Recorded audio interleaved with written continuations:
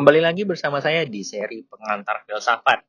Lagi dan lagi, saya ingin memberikan sedikit pemberitahuan bahwa saya lagi di luar dan tidak di ruangan yang proper, sehingga jika ada suara yang mengganggu, mohon maaf dan semoga suara saya dan penjelasan saya ini bisa didengar dengan baik ya oleh teman-teman. Nah, kali ini kita akan melanjutkan seri pengantar filsafat kita dan mungkin akan lanjut terus ya sampai sampai saya bosen sih ngebahas pengantar filsafat. Dan kali ini kita ingin ngebahas Anaximenes yang bisa kita bilang juga salah satu member dari mazhab Miletos atau Miletus, apapun itulah yang teman-teman bisa sebutin. Dan di sini akan ada sedikit sedikit peralihan cara pandang lagi yang diajukan oleh Anaximenes ini berbeda dengan Anaximander kemarin ya. Dan di sini kita juga harus menggunakan asumsi awal yang sering kita sebutin ya, gitu kan. Kita harus membayangkan sebuah dunia tanpa sains modern, tanpa teleskop, tanpa laboratorium, dan di tengah-tengah keterbatasan itu para member dari mazhab Miletos ini yang mana ya sudah kita bahas waktu bahas Thales ya, bahwa Miletos itu sebuah kota pelabuhan yang sangat aktif ya pelabuhan itu, dan mereka seperti Thales, seperti Anaximander dan Anaximenes ini mengajukan pertanyaan dari apakah alam semesta ini terbentuk atau apakah yang membentuk alam semesta ini gitu. Dan kalau kita telah melihat dua pemikir sebelumnya atau bisa kita bilang filsuf sebelumnya gitu kan, Thales dan Anaximander, Thales itu mengajukan sebuah tesis yang mana air adalah asal dari segalanya gitu, atau air inilah yang merupakan sumber pembentuk alam semesta gitu. Terus kalau Anaximander mengatakan bukan air nih, tapi sesuatu yang tidak terbatas atau apeiron. Dan muncullah Anaximenes ya kan. Dia dengan sangat-sangat sederhana setelah bertolak dari pemikiran Thales dan mengkaji Anaximander, dia mengatakan bahwa bukan air dan bukan pula yang tak terbatas atau bukan apeiron, tapi segala sesuatu itu berasal dari udara, nafas yang menyelimuti kosmos. Dan menurut Anaximenes, udara merupakan hal yang paling dekat dengan kita, dengan manusia, namun sekaligus melampaui manusia itu sendiri gitu. Jadi apakah itu sesuai dengan kajian yang Anaximenes ini ajukan untuk kita pertimbangkan kembali? Nah, maka dari itu di kesempatan kali ini kita akan membahas tentang filsafat Anaximenes secara singkat, dan mungkin nanti teman-teman bisa melakukan penelusuran kembali jika teman-teman ingin mengetahui secara langsung ya kajian-kajian lengkapnya dari filsafat Anaximenes dari mazhab Miletos ini gitu. Anaximenes ini tidak hanya menunjuk udara sebagai arke atau prinsip pertama gitu kan. Dia mengajukan mekanisme perubahan gitu, yang mana menurut pendapatnya udara dapat mengalami dua proses utama, yaitu pengenceran atau rarefaksi, di mana udara menjadi api. Terus selanjutnya udara itu bisa ada proses pemadatan atau kondensasi. Jadi rarefaksi dan kondensasi, yang mana di kondensasi udara menjadi angin, awan, lalu air, tanah hingga batu ya. Jadi kayak kondensasi itu udara menjadi terpadatkan gitu. Yang mana satu prinsip, dua mekanisme, dan ini mampu menghasilkan banyak realitas menurut Anaximenes. Berbeda dengan Anaximander ya, beliau sangat lebar sekali kajiannya gitu, sehingga ya bisa kita lihat apeiron memang lebih komprehensif, tetapi kadang itu membuat kita bingung juga. Jadi sebenarnya apa yang membentuk dunia ini gitu kan. Sedangkan Anaximenes itu balik ngikutin gurunya Thales gitu, yang mana Thales bilang air dan si Anaximenes dan ini udara gitu. Dan untuk membuktikan idenya tuh si Anaximenes ini menunjuk pada hal sederhana ya, sederhana banget, simpel, yang bahkan kita sering lakukan dan memang kita harus melakukan itu secara otomatis, yaitu napas manusia. Ya kalau nggak lakukan otomatis ya gimana kita napas ya kan gitu. Nah, jika dihembuskan dengan bibir terbuka, nafas kita terasa hangat gitu. Jika dengan bibir yang rapat tuh nafas kita akan terasa agak dingin. Nah, Bagi Anaximenes, inilah bukti bahwa perbedaan kepadatan menghasilkan perbedaan kualitas. Jadi ada level-level tertentu yang pada akhirnya ini ngebentuk perbedaan ya dari sisi udara ini loh. Sehingga itulah yang jadi dasar pembentukan alam semesta nih menurut Anaximenes tuh. Dan disinilah letak kebaruan Anaximenes. Di sini adalah cara pandang yang baru yang diajukan oleh Anaximenes. Jika Thales hanya menunjuk air sebagai dasar, Anaximander menyebut yang tak terbatas ataupun aperon yang abstrak itu sebagai dasar, maka si Anaximenes ini menggabungkan keduanya gitu kan. Prinsip yang konkret seperti Thales tetapi tidak tidak tidak terbatas ataupun bisa kita bilang tak terbatas seperti prinsip yang diajukan oleh Anaximander gitu. Terus perlu kita lihat lebih lanjut lagi, kalau filsafat Anaximenes ini bukan sekedar kosmologi kuno, tetapi ini merupakan refleksi yang mendalam ya tentang hubungan manusia dengan alam semesta, sama seperti yang Thales ajukan, Anaximander ajukan, dan Anaximenes ajukan gitu kan. Yang mana Anaximenes ini juga sedikit memberikan ya kalau kita bilang wejangan ya mungkin ya. Jadi sebagaimana jiwa kita gitu yang adalah udara, menjaga kita tetap hidup, demikian pula udara menyelimuti seluruh kosmos. Wow, sangat bijak ya kan, dan itu bisa jadi sangat kritikal sekali argumennya. Jadi dengan kata lain, manusia dan alam semesta itu memiliki satu napas yang sama, sebuah pandangan yang menyatukan mikrokosmos yaitu manusia dan makrokosmos yaitu alam semesta gitu. Dan kalau kita lihat, kayaknya ini relevan ya hari ini gitu kan. Di zaman modern, di era modern kita perlu sadar ya, bahwa udara adalah syarat utama kehidupan. Dan ketika krisis iklim, polusi, dan degradasi lingkungan mengingatkan kita bahwa dengan terjadinya hal-hal demikian, itu menghancurkan udara dan berarti menghancurkan kehidupan. Nah, di titik selanjutnya, gagasan Anaximenes ini melihat bahwa kualitas itu lahir dari kuantitas. Perubahan kepadatan menghasilkan bentuk berbeda. Dan inilah yang menjadi dasar dari sains modern. Misalnya dalam kimia, terus kayak fisika gitu kan. Kita memahami lah ya bagaimana struktur atom ataupun perbedaan energi itu menghasilkan zat yang berbeda. Jadi kalau kita selalu jatuh pada slogan quality over quantity, nah kalau si Anaximenes ini jatuh pada quantity over quality. Jadi kayak kualitas itu lahir dari kuantitas.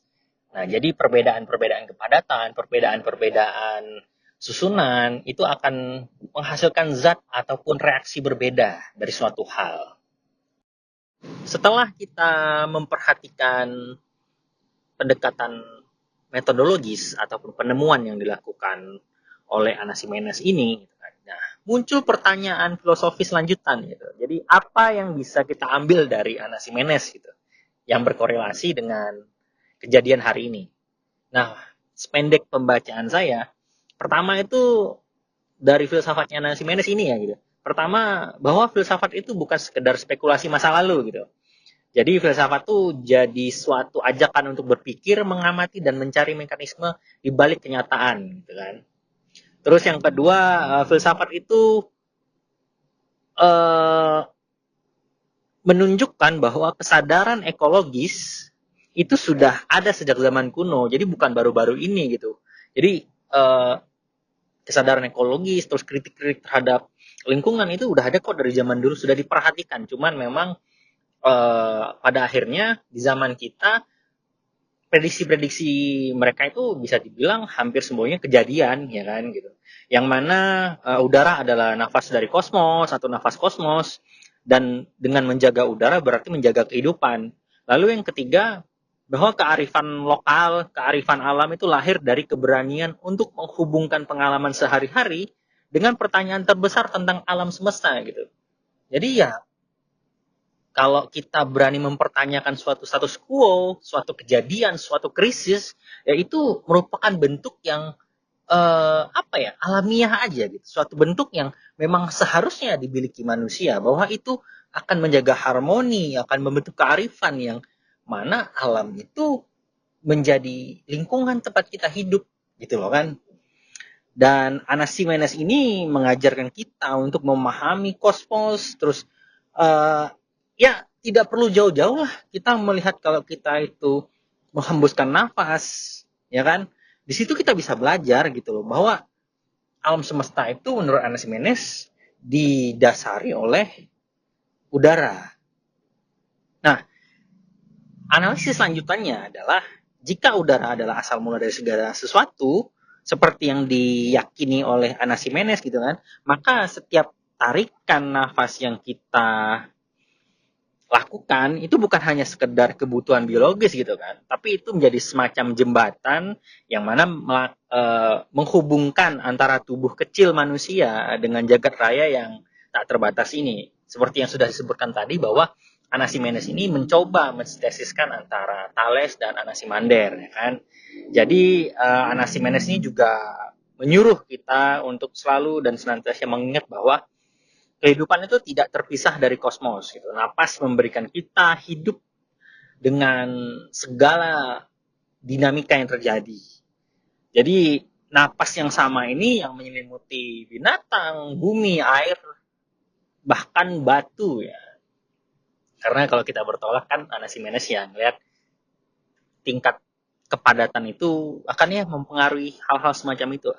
Dan ketika kita melihat kejadiannya, ketika kita memperhatikan lebih lanjut, manusia itu ya mikrokosmos gitu loh. Dan jiwa bagi Anaximenes gitu merupakan udara yang mengikat kita gitu. Sebagaimana udara kosmik mengikat dunia gitu. Jadi pandangan ini tuh mencoba menghadirkan kesatuan antara mikrokosmos, tubuh manusia, dan makrokosmos, yaitu alam semesta gitu. Jadi bukan sekedar entitas yang terpisah, melainkan gema-gema kecil, dialektika kecil dari sebuah harmoni yang besar gitu. Nah, lanjutannya kalau kita pengen selalu berdialektika, kita perlu mempertanyakan lagi gitu kan. Jika jiwa dan kosmos itu diikat oleh prinsip yang sama, yaitu udara gitu kan, berarti setiap tindakan kita itu terhadap alam itu merupakan tindakan terhadap diri kita dong, ya kan? Itu pertanyaannya itu. Jadi kalau kita lemparin, jika kita ini memang diikat dengan satu dasar yang sama, berarti setiap yang kita lakukan itu juga berdampak pada diri kita. Dan jawaban singkatnya, iya. Karena kita berpijak pada analisisnya Anaximenes ini gitu ya kan. Dan hari ini kejadian itu terjadi. Banyak sekali orang-orang yang mengalami pneumonia, mengalami sakit pernafasan misalnya gitu kan. Yang mana krisis udara, polusi, kabut, asap, perubahan iklim, dan bahkan di era modern ini ketika pengetahuan kita lebih luas, kesadaran terhadap nafas kosmos, terhadap udara yang mendasari kehidupan itu ya makin pudar. Lucunya begitu ya, kita makin modern tapi makin lupa dengan esensi yang sudah diajarkan oleh Anaximenes gitu. Dan Anaximenes ini kayak ngegetok kepala gitu, ngegetok kepala kita. Anaximenes seakan mengguncang manusia dengan berbicara secara gamblang, di mana Anaximenes ini marah kepada manusia gitu kan. Udara itu adalah asal dan penopang segalanya gitu. Tolong jaga udara, maka kehidupan kalian tuh akan terjaga. Kalau Anaximenes hidup, mungkin dia bakal marah dan bakal jadi aktivis lingkungan, dan itu sudah semestinya juga kita warisin ya. Artinya sifat-sifat seperti itu harus kita wariskan dari generasi ke generasi gitu. Dan di sisi lain juga Anaximenes memberi kita pelajaran secara ya penuh dengan metodologi gitu kan. Kualitas lahir dari kuantitas gitu. Perubahan yang kita sebut sebagai besar itu sebenarnya hanya transformasi tingkat kepadatan aja gitu. Kayak api, air, tanah, dan semuanya itu berasal dari udara gitu. Hanya dalam kondisi yang berbeda-beda saja gitu. Jadi Anaximenes ini mencoba mengkaji secara menyeluruh, namun juga memiliki suatu dasar. Tidak seperti Anaximander yang mendasarkannya pada apeiron yang tidak terbatas itu. Jadinya ya agak susah ya kan. Kalau kita pikirkan lebih teliti lagi gimana gitu mengukurnya. Nah, dan filsafat yang kita bilang cukup sederhana ini dari Anaximenes itu mengantarkan kita pada jalan yang terbuka terhadap sains modern seperti kimia, fisika, bahkan teori tentang energi. Ya mungkin kita lihat nuklir, listrik, dan lain sebagainya gitu. Dari gagasan kuno tentang kondensasi, terus rarefaksi, kita belajar bahwa dunia ini dapat dipahami melalui proses dan bukan sekedar substansi. Ya sintesis ya, seperti itu kalau kita lihat. Dan lebih jauh lagi, Anaximenes juga bukan sekedar mengajarkan atau memaparkan teori alam, dia juga merupakan suatu ajakan eksistensial. Jika udara adalah jiwa dunia, maka setiap tarikan napas adalah pengingat bahwa manusia sedang berpartisipasi dalam gerak kosmos. Hidup manusia adalah bagian dari siklus yang lebih luas.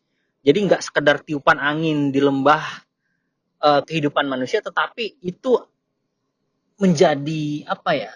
Menjadi yang lebih luas lagi gitu loh. Jadi udara yang kita rasakan, yang membentuk segala kehidupan itu gak sekedar hal-hal kecil yang bisa kita rasakan di alam. Dan Anaximenes mengajak kita untuk terus merefleksikan itu. Sehingga pada akhirnya manusia ini bisa lebih memperhatikan lingkungan. Sama seperti Thales, Anaximander, dan akhirnya diwariskan ke Anaximenes.